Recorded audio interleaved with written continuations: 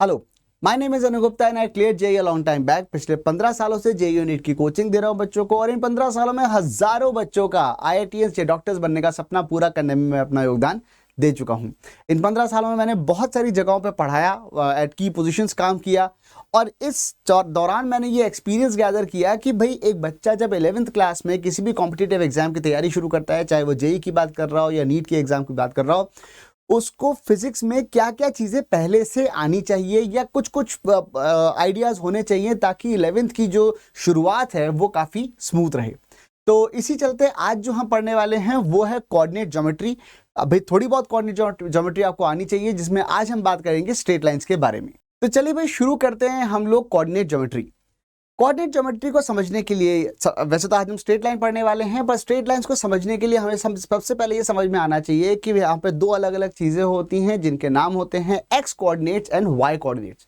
Now what are these coordinates? देखो, अगर मैंने कहा कि ये वाई एक्सिस है और ये एक्स एक्सिस है, ठीक है, अगर ये वाई एक्सिस है और ये एक्स एक्सिस है और इन दोनों के चलते मैंने यहाँ पे एक पॉइंट लिया ये वाला। अब यहां पर अगर मैं ये कहता हूं कि ये पॉइंट कौन सा है, तो इसमें लिखा जाएगा ये x, y पॉइंट है।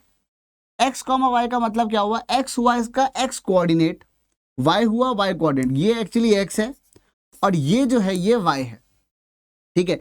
ये कहलाता है y एक्सिस, ये कहलाएगा x एक्सिस। ऐसे तीसरा जो बाहर की तरफ होगा वो कहलाएगा z एक्सिस।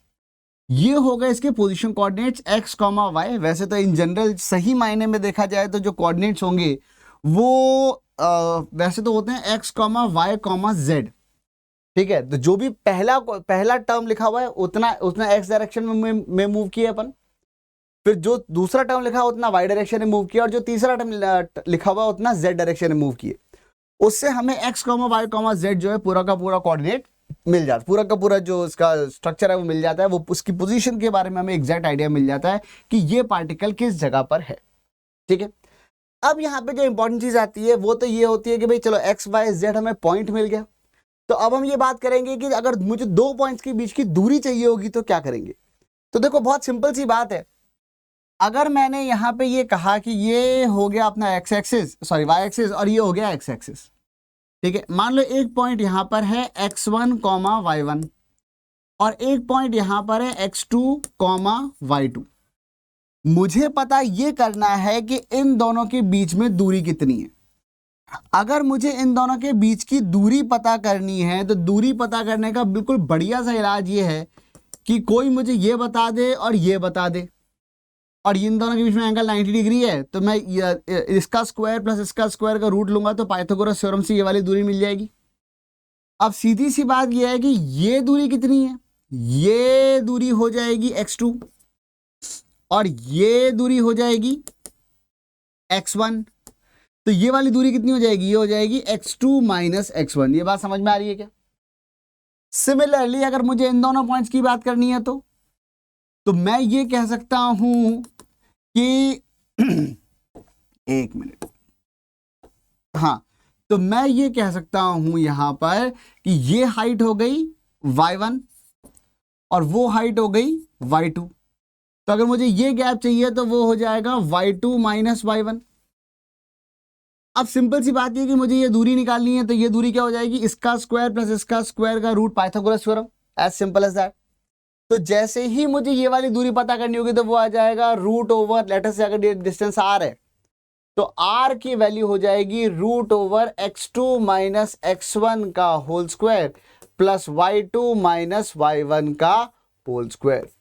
तो this is how we calculate the distance between any two given points. कोई भी अगर दो पॉइंट आपको पूरे के पूरे ग्राफ पे दे रखे हैं या पूरे के पूरे कार्टेशियन प्लेन में दे रखे हैं, तो उन दोनों के बीच की दूरी निकालने का तरीका होता है ये वाला। सबको समझ में आ गई ये वाली बात? अच्छा, अब जैसे ये आया, चलो एक एग्जांपल कर लेते हैं साथ के साथ। एग्जांपल करेंगे तो ज़्यादा अच्छा रहता है।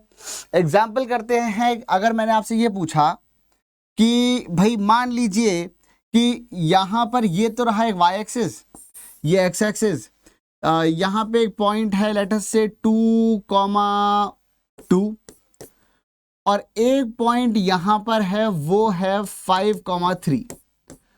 और आपसे पूछा जा रहा है कि बताइए इन दोनों के बीच की दूरी कितनी है। वैसे देखो आपको जरूरी नहीं है कि आपको एग्जैक्टली पता हो कि कौन सा पॉइंट कहाँ पर है, या प्लॉट आप सही करो।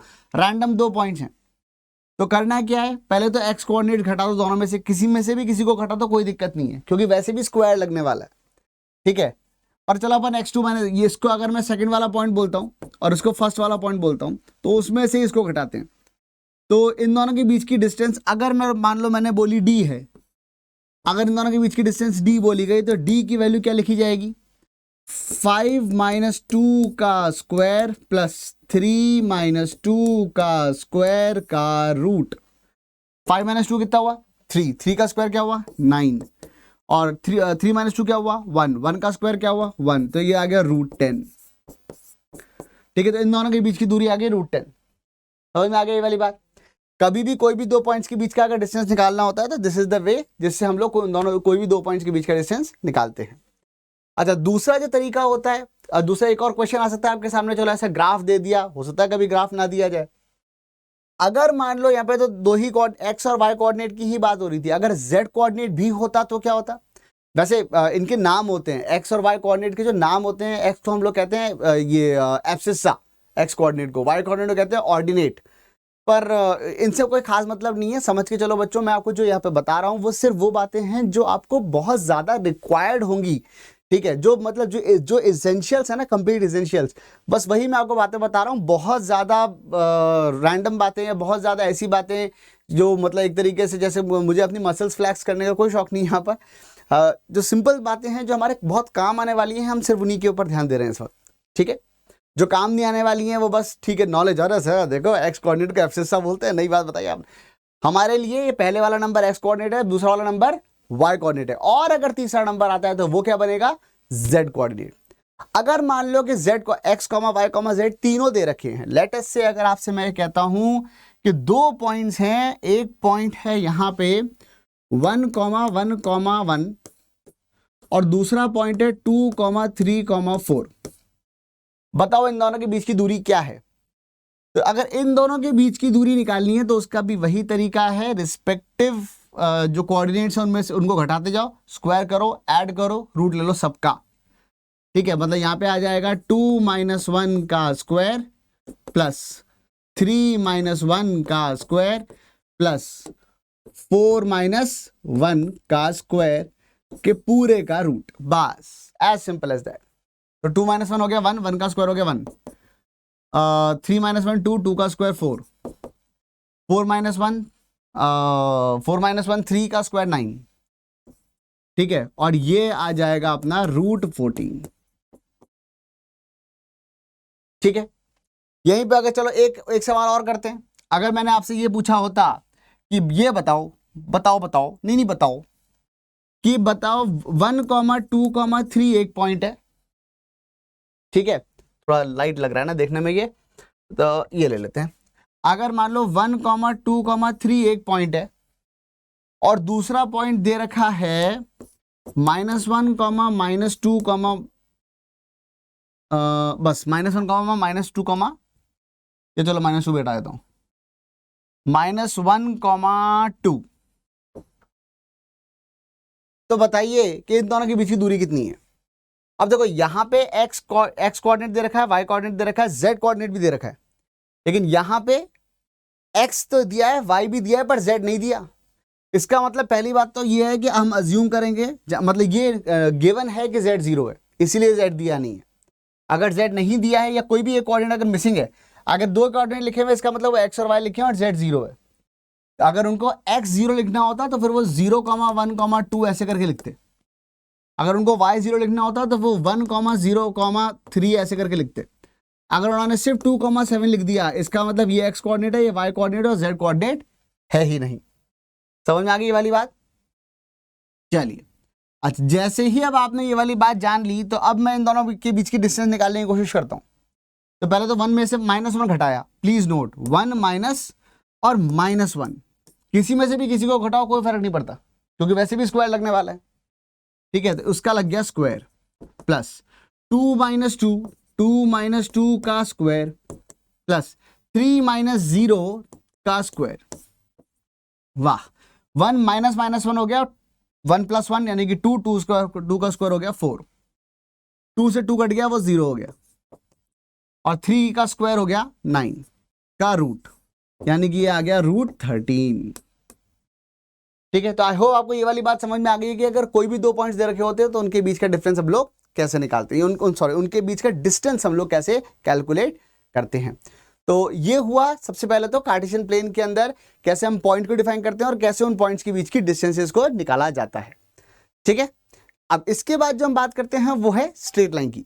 तो स्ट्रेट लाइन के बारे में बात करने के लिए सबसे पहले हम ये जानते हैं कि भाई स्ट्रेट लाइन होती क्या है। स्ट्रेट लाइन का मतलब बेसिकली एक सीधी रेखा, और तो कोई खास बात नहीं है। पर यहाँ पे हमारे लिए इंपॉर्टेंस क्या है स्ट्रेट लाइन को जानते टाइम, कि जब वो उस स्ट्रेट लाइन को एक XY प्लेन के ऊपर बनाया जाता है तो उसकी इक्वेशन कैसी आती है। तो मान लीजिए कि मैंने यहाँ पे एक स्ट्रेट लाइन अज्यूम करी और वो कुछ इस तरीके की थी। ठीक है, अब यहाँ पे 2 इंपॉर्टेंट बातें आती हैं इसके बारे में। पहला तो इसका ओरिएंटेशन कैसा है, फ्लैट थी, थोड़ी टेढ़ी थी, ज्यादा टेढ़ी थी, बिल्कुल ही सीधी खड़ी थी, या टेढ़ी ऐसे थी, पता नहीं। और दूसरी बात, वो इस Y एक्सिस को किस जगह पे कट कर रही है, वो यहां से कट कर रही है, थोड़ा नीचे सरक गई और नीचे सरक गई, इस तरीके से। ठीक है, तो अगर मैं ये कहता हूं कि भाई अगर ये पॉजिटिव X एक्सिस है और यहां से मैंने एंगल नापा थीटा, तो जो tan थीटा होता है, tan थीटा, उसे हम लोग प्यार से स्लोप के नाम से जानते हैं, जो एक्चुअली ओरिएंटेशन को डिफाइन करता है। और दूसरी बात, जिस जगह पर वो Y एक्सिस को क्रॉस कर रही है उसे हम लोग Y इंटरसेप्ट के नाम से जानते हैं, C से रिप्रेजेंट करते हैं, and C is also known as Y intercept. और इन दोनों बातों को जानते ही, अच्छा स्लोप को हम लोग M से डिनोट करते हैं, और इन दोनों बातों को जानते ही हम ये कह सकते हैं कि equation of wave is given by y is equal to mx plus c। जो जनरल इक्वेशन होती है वेव की, that is always given by straight line की, that is always given by y equal to mx plus c। ठीक है, इसका एक example देखते हैं, बिल्कुल बढ़िया सुंदर सा, और वो एग्जांपल है यहां पर। ठीक है, जैसा कि मैंने आपको बताया y is equal to mx plus c, x का जो भी कोएफिशिएंट है वो m है। अब देखो सिंपल सी बात है, यहां पे देख लो ध्यान से, अगर मैं ये C को 0 कर देता हूं, इसका मतलब ये स्ट्रेट लाइन Y एक्सिस को ओरिजिन पे y इक्वल टू 0 पे कट कर रही है। अगर मैंने इसको ध्यान से लाइन को देखते जाना, मैं इसको बढ़ाता जा रहा हूं धीरे धीरे, तो लाइन को देखते जाना, जब मैं धीरे धीरे इसको बढ़ाता जा रहा हूं तो ये धीरे धीरे ऊपर जाता जा रहा है। ठीक है, फिर इसको कम करता गया तो ये धीरे धीरे नीचे आता गया, दिख रहा है आपको। ठीक है, पर उसका स्लोप कांस्टेंट मेंटेन्ड है। ठीक है, अच्छा अब दूसरी बात, हम स्लोप के बारे में अगर थोड़ी सी बातें करें, तो स्लोप के बारे में ये कहा जा सकता है, हमेशा इस बात का ध्यान रखना कि अगर मैं आपसे ये पूछता हूं कि मेरे प्यारे बच्चों ये बताओ, ये y एक्सिस है, ये x एक्सिस है, कोई भी अगर यहां पे लाइन खींची जाएगी, चाहे वो ये वाली लाइन हो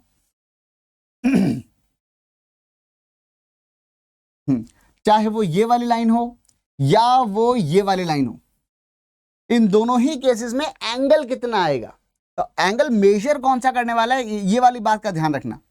जब आप एंगल मेजर करोगे, आप एंगल हमेशा पॉजिटिव एक्स एक्सिस से मेजर करोगे और वहीं तक जाओगे जहां पहली बार आपको लाइन मिल जाए। जैसे अगर आप इस लाइन की बात करो तो यहां से गए गए गए गए गए गए, बस यही वाला एंगल हो जाएगा। ऐसा नहीं है कि सर ये वाला तो आ ही गया है, अब मैं तो यहां से जा जाके यहां तक जाऊंगा, नहीं, यहां तक नहीं जाना है, बस वहीं मिल गया ना, काम खत्म। ऐसी इस दूसरी वाली लाइन की बात करेंगे तो फिर से पॉजिटिव एक्स एक्सिस से शुरू हुए, बस यहीं पे आपको एंगल मिल गया, बात खत्म हो गई, फिर उसके आगे नहीं जाना। तो इसलिए मैं यहां पर ये कह सकता हूं कि अगर मैंने यहां पे कोई भी लाइन खींची, कैसी भी खींच दो, ऐसे खींच दो, तो भी जो एंगल आएगा वो हमेशा 180 से छोटा ही आएगा।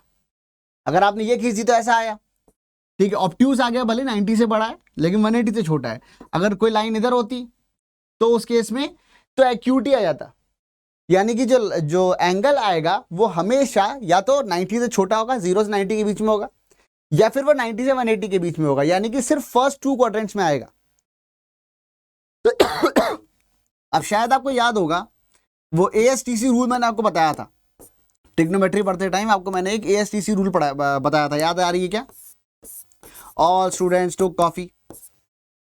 तो अगर हम सिर्फ पहले 2 क्वाड्रेंट्स की ही बात कर रहे हैं, एंगल या तो 0 से 90 है या 90 से 180 है, तो इसका मतलब यहां पे m जो है वो पॉजिटिव आने वाला है, m is tan theta. tan theta यहां पे तो सारे ही पॉजिटिव है, और यहाँ पे m जो है वो नेगेटिव आने वाला है। m अगर पॉजिटिव है इसका मतलब एक्यूट एंगल बन रहा है पॉजिटिव एक्स एक्सिस के साथ, और m अगर नेगेटिव है इसका मतलब ऑब्ट्यूज एंगल बन रहा है पॉजिटिव एक्स एक्सिस के साथ। समझ में आई ये वाली बात? ठीक है, तो यहां पे हम लोग कुछ एग्जांपल्स देखते हैं छोटे छोटे से। इनफैक्ट उससे पहले तो हम दोबारा यहां आ जाते हैं। जैसे अगर मैं यहाँ पे अब आप यहाँ पे पहले तो इस पे अपन ने ध्यान दिया, अब इस m पे ध्यान देना। ठीक है, अगर मैं ऐसे घुमाते घुमाते घुमाते ऐसे घुमाता जा रहा हूं तो ये आप देखो यहाँ पे ये m बढ़ता जा रहा है, 8/2 4 हो गया ये। ठीक है, ऐसे करते करते करते वो 8/1 हो गया। यहां किया तो ये इनफाइनाइट हो गया, 8/0 ये इनफाइनाइट हो गया। यानी कि अगर y एक्सिस के पैरेलल कोई लाइन होती है, अभी मैं लिख भी दूंगा इस बात को, लेकिन ध्यान से देख लो, y एक्सिस के पैरेलल अगर कोई लाइन होती है तो तो उसका जो स्लोप होता है वो इनफाइनाइट होता है। फिर यहां पर आए तो देखो जैसे ये एंगल 90 से बड़ा हुआ, दिख रहा है, तो देखो स्लोप नेगेटिव होना शुरू हो गया, ये -4 लिखा हुआ है 8/-2। यहां आए तो और नेगेटिव, तो 7/-4, लेकिन मैग्नीट्यूड में कम होता जा रहा है। ऐसे करते करते करते करते करते करते करते बिल्कुल ही फ्लैट कर दोगे तो वो 0 आ जाएगा। ठीक है, तो पॉइंट यही है कि अगर ये स्लोप अगर ये फ्लैट था, ठीक है, एक्स एक्सिस के पैरेलल है अगर लाइन, तो m 0 है। अगर एक्यूट एंगल बना रही है तो m पॉजिटिव है। y एक्सिस के पैरेलल है तो इनफाइनाइट है m, और अगर इधर है तो m नेगेटिव है। तो इन बातों का अपने को ध्यान रखना है। मैं एक बार लिख देता हूं इन सारी बातों को यहां पर। वो क्या है कि line parallel to x axis का मतलब स्लोप इज 0। ठीक है, एंगल लेस देन 90 डिग्री तो m is positive. Line parallel to y axis तो m tends to infinity, and if angle is greater than 90, this means m is negative। ठीक है, ये चार बातें अपने को ध्यान रखनी है। अच्छा, अब यहां पे हम कुछ और एग्जांपल्स देखते हैं। जैसे कि अगर मैंने कहा ये y एक्सिस है, ये x एक्सिस है। अगर मैं आपसे ये कहता हूं कि एक स्ट्रेट लाइन की इक्वेशन, एक स्ट्रेट लाइन मैंने यहां बनाई, तो यहां पे m के बारे में क्या ख्याल है और c के बारे में क्या ख्याल है? नेगेटिव पॉजिटिव बताना है बस, और कुछ नहीं करना। चलो जल्दी से कर लेते हैं इस वाले क्वेश्चन को। तो अगर मैंने यहां पे बनाया तो एंगल एक्यूट दिख रहा है, एक्यूट एंगल, तो m हो गया पॉजिटिव, और y इंटरसेप्ट जो है वो भी पॉजिटिव आ रहा है क्योंकि ये ओरिजिन के ऊपर से क्रॉस कर रहा है, तो ये भी हो जाएगा पॉजिटिव। समझ में आया? ऐसे ही अगर मैं ये कहता हूं कि अगर एक स्ट्रेट लाइन ऐसे होती तो क्या कहते हैं? इस केस में m जो होता, अब यहां पे ये ऑब्ट्यूज एंगल बन गया। ठीक है, तो m हो गया नेगेटिव। ठीक है, तो m हो जाएगा यहां पे नेगेटिव, और रही बात c की, तो c भी हो जाएगा नेगेटिव क्योंकि ओरिजिन के नीचे से क्रॉस कर रहा है। ठीक है, ऐसे ही अगर मान लीजिए कि यहां पे एक लाइन ऐसे होती तो यहां पे m नेगेटिव होता, आई होप आपके समझ में आ रहा है, और c पॉजिटिव होता। और अगर यहीं पर एक लाइन मान लो ऐसे होती तो यहां पे m आता पॉजिटिव और c आता नेगेटिव। ठीक है, तो कैसे हम m और c के बारे में बातें कर सकते हैं, ये समझ में आ गया? अच्छा, इसी का एक और फॉर्म होता है इसको निकालने का। अच्छा, थोड़ा सा एग्जांपल्स और देख लेते हैं अपन इस वाले इस ग्राफ के थ्रू। अगर ये ऐसा है तो देखो ये c नेगेटिव आ रहा है, देखो c नेगेटिव आ रहा है। ठीक है, y equal to mx plus c, और स्लोप पॉजिटिव है क्योंकि एंगल एक्यूट है, तो स्लोप मतलब x का जो कोफिशिएंट है वो स्लोप होता है, वो पॉजिटिव आ रहा है। यहीं पे मैंने इसको इधर घुमा दिया तो स्लोप भी नेगेटिव हो गया और c भी नेगेटिव हो गया, देखो दोनों नेगेटिव हो गए। इसी को अगर मैं ऊपर लेके चला गया, ऐसे ऐसे कर दिया, तो c पॉजिटिव हो गया पर स्लोप नेगेटिव है। ठीक है, इसी को अगर मैं यहां लेके चला गया तो c पॉजिटिव है पर और स्लोप भी पॉजिटिव हो जाएगा, -5/-4 यानी कि माइनस माइनस प्लस हो जाएंगे। ठीक है, तो ऐसे हर तरीके से आप देख सकते हो y equal to mx plus C से हम लोग आराम से इक्वेशन को लिख सकते हैं। लेकिन फिर भी एक्चुअली इक्वेशन को लिखने का एक तरीका और भी होता है जो कि आप कभी कभी आप पे काम आ जाता है, और वो तरीका होता है 2 पॉइंट मेथड। 2 पॉइंट मेथड का मतलब सिर्फ इतना सा है, बेसिकली कोई खास बात नहीं है। वो ये कहता है कि भाई अगर एक ऐसी स्ट्रेट लाइन है, कोई 2 पॉइंट्स अगर मान लो आपको दे रखे हैं, एक x1 y1 एक पॉइंट है, और एक और पॉइंट है x2 y2, और इन दोनों पॉइंट से अगर कोई स्ट्रेट लाइन पास हो रही है तो आपको बताना ये है कि इस लाइन की इक्वेशन क्या है। तो उस केस में मैं ये कह सकता हूं कि भाई हम यहां पे ये कह सकते हैं, जैसे यहां पे कोई भी पॉइंट है x, y, तो इतने पार्ट का जो स्लोप है और इस पूरे का जो स्लोप है वो सेम ही आना चाहिए। स्लोप कैसे पता करोगे आप कोई भी पार्ट का? तो हम ये कह सकते हैं कि भाई स्लोप क्या है, this height upon this length. ये क्या हो जाएगा, ये हो जाएगा x minus x1, sorry height की अगर मैं बात कर रहा हूं तो ये हो जाएगा y minus y1 upon x minus x1। ठीक है, ये हो जाएगा y, ये हो गया y कोऑर्डिनेट, तो y, और ये यहां तक हो गया y1, तो ये हाइट आ जाएगी y माइनस y1, और ये लेंथ हो जाएगी x माइनस x1। इन दोनों का दिस अपॉन दिस करोगे तो ये tan थीटा बन जाएगा स्लोप। सिमिलरली मैं एक बात और कह सकता हूं, और वो ये है कि अगर मैं यही काम यहां पे करूं तो वही स्लोप, वही tan theta, this upon this भी तो होगा। ये कितना है, ये हो जाएगा y2 माइनस y1, और ये हो जाएगा x2 माइनस x1, और इन दोनों को इक्वेट कर दो। ये भी एक और तरीका होता है स्ट्रेट लाइन की इक्वेशन निकालने का। हालांकि ये हमारे ज्यादा काम नहीं आता, we are more than happy with y equal to mx plus C. ठीक है, वो स्लोप फॉर्म कहलाती है, उसी से हम लोग ज्यादा खुश रहते हैं। इससे भी आप इसकी इक्वेशन निकाल सकते हो, पर इसका कोई ज्यादा आपको यूज होता नहीं है। ठीक है, अब इसके अंदर काम क्या होता है, देखो सिंपल सी बात है। जैसे आपसे कभी कभी वो क्वेश्चंस कुछ इस तरीके के पूछेंगे कि भाई एक साथ ही थोड़ा सा अलजेब्रा भी देख लेते हैं यहाँ पर जो हमारे काम आएगा। उन्होंने आपसे कहा है कि एक इक्वेशन है y is equal to x plus 3। ठीक है, y और x दो अलग अलग वेरिएबल्स थे, उनके बीच का रिश्ता जो है वो इस तरीके से गिवन है। और एक और एक्सप्रेशन दे रखा है y is equal to minus x plus 2। अब ये दो इक्वेशन इन्होंने दे दी आपको एक साथ। ठीक है, जैसे ही इन्होंने आपको ये वाली दो इक्वेशन एक साथ दे दी, या 2 की जगह काम करते हैं, एक छोटा सा चेंज, इसको कर लेते हैं अपन 5। हाँ, तो इन्होंने आपको ये दो इक्वेशन दे दी। जैसे ही आपको यहाँ पे दो इक्वेशन दी, आपसे पूछा जा रहा है कि बताइए कि इसका सोल्यूशन क्या है। What do you mean by solution? कि भाई इसका मतलब मुझे एक x की और एक y की, एक x y का एक ऐसा सेट चाहिए वैल्यूज का जिसमें x अगर कि वो इन दोनों को सेटिस्फाई करे। बेसिकली क्या है कि y equal to x plus 3 एक स्ट्रेट लाइन की इक्वेशन है। समझने की कोशिश करो, स्लोप 1 है यानी कि 45 डिग्री एंगल है, और y इंटरसेप्ट 3 है, तो यानी कि ऊपर से, और ये है y equal to x plus 3 की इक्वेशन की स्ट्रेट लाइन ऐसी दिखेगी।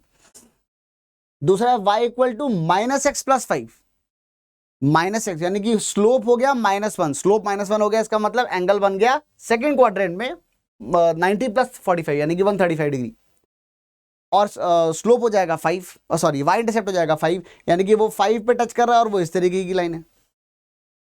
ठीक है, ये एंगल 135 हो गया, यहां पे ये वाला एंगल 45 डिग्री था। अब बेसिकली मुझे ये वाला पॉइंट निकालना है, तो जब भी वो आपसे कहेंगे कि इन दोनों इक्वेशंस को सॉल्व कर दो, तो ये इक्वेशन बनाने की जरूरत नहीं है, ये सिर्फ मैं आपको फील के लिए बता रहा हूं। ठीक है, लेकिन ऐसे क्वेश्चन आपके पास कई बार आएंगे कि ये दो लीनियर इक्वेशन है, फाइंड द सोल्यूशन। तो सोल्यूशन निकालने का मतलब ये है कि आपको बेसिकली ये पोजीशन, ये एक ऐसा पॉइंट निकालना है x, y जो इसको भी सेटिस्फाई कर रहा है और इसको भी सेटिस्फाई कर रहा है, जो इस लाइन पे भी लाई कर रहा है और इस लाइन पे भी लाई कर रहा है।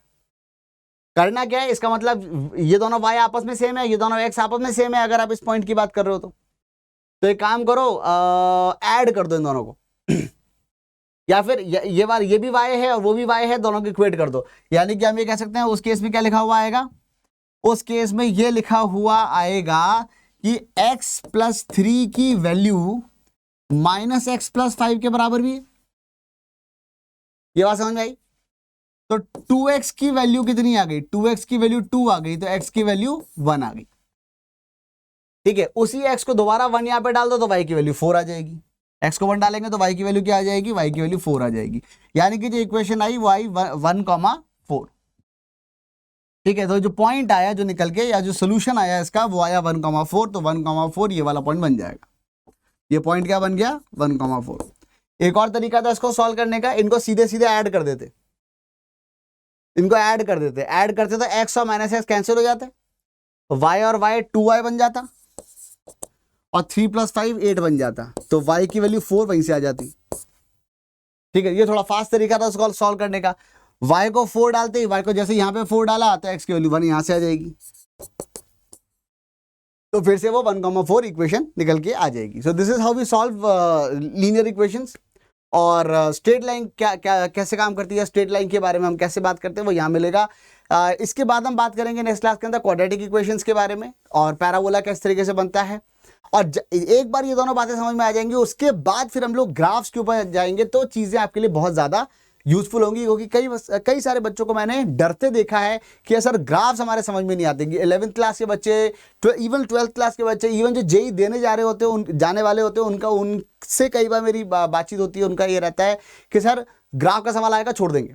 अरे बहुत आसान होता है, ठीक है, बस वो क्या ये सारे बेसिक्स कहीं ना कहीं कमजोर हो जाते हैं। शुरू में वो हल्के पे ले लेते हैं, अरे छोड़ो यार छोटी मोटी बातें कोई खास बात नहीं है, इस चक्कर में उनकी गड़बड़ हो जाती है। चलिए खैर कोई बात नहीं। तो ये वाला ये सारी चीज़ें अच्छे से पढ़ लेना, इनकी नोट्स बना के रख लेना। और एक एक्सरसाइज मैं आपके लिए डाल दूंगा होमवर्क के लिए, ताकि आपको बिल्कुल अच्छे से ये चीज़ दिमाग में बैठ जाए। नेक्स्ट क्लास में हम लोग बात करेंगे क्वाड्रेटिक इक्वेशंस के बारे में और पैराबोला के बारे में। आज हमने बात करी लीनियर इक्वेशंस और स्ट्रेट लाइन्स के बारे में। ठीक है, चलो, तो keep growing and keep doing your best.